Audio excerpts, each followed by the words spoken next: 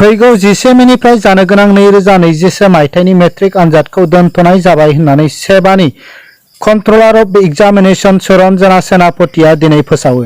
मख'नो गोनांदि हादराव करोना भाइरासनि गिख्रंथाव साग्लोबसारनायनि थाखाय देहा आरो सावस्रि बिफानजों सावरायलायनानै मेट्रिक आनजादखौ दोनथ'नाय जादों।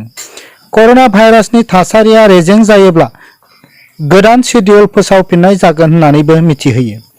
फारसेथिं फैगौ 11 मेनिफ्राय जानो गोनां देग्लाय 2021 मायथाइनि हायर सेकेन्डारि फाइनाल आनजादखौबो हादरनाङै करोना भाइरासनि थासारिखौ नायनानै सावस्रि बिफानजों सावरायलायनानै दोनथ'नाय जाबाय होननानै आसाम हायर सेकेन्डारि एडुकेशन काउन्सिलनि कन्ट्रलार अफ एग्जामिनेशन बिथां पंकज बरठाकुरा फोसावो।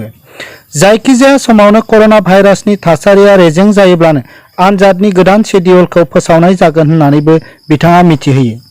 बेनिखायनो फरायसाफोरा फरायनायाव नांथाबनाया गोनां। मानो होनोब्ला एग्जाम जायालासे फरायसाफोरनि मार्क्स इभ्यालुएशन खालामनाया जाथावना नङा आरो आनजाद जायालासे पास खालामनाया जाथावना नङा। बेनिखायनो आनजादा जागोन आरो बेखौ सम आरो थासारिखौ नायनानै खालामनाय जागोन। बे समाव मोनसे बिग ब्रेकिं निउज। सावरायग्रा BPF नागारनानै UPPL आव हाबबाय। BTCनि राजखान्थियाव UPPLनि गोहोआ राफोदनिफ्राय राफोदसिन जादों।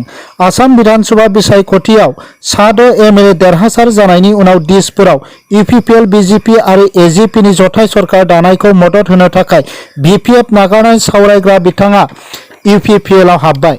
बेजों लोगोसे BPFनि माखासे MCLA फोराबो UPPL आव हाबनायनि लामायाव दं होननानै मिथिनो मोननाय जादों।